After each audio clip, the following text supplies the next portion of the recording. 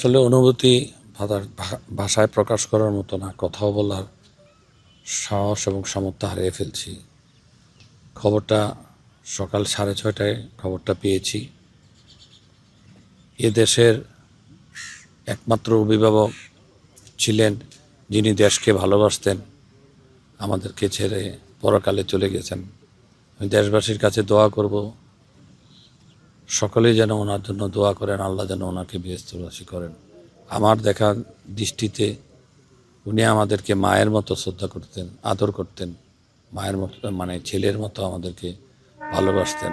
আমরা মায়ের মর্যাদায় ওনাকে যতদিন আমরা এই দলের সাথে সম্পৃক্ততা ওনাকে দেখে আসছি। আজকে উনি আমাদের কাছ থেকে বিদায় নিয়েছে, এটা ওনার সন্তান হিসাবে আমরা, আপনারাও দোয়া করবেন যেন আমরা এটা বহন করে নিতে পারি এবং ওনার আদর্শে আমরা যেন এই বাংলাদেশকে চালিয়ে যেতে পারি, বাংলাদেশের বিনির্মাণে আমরা সহযোগিতা করতে পারি।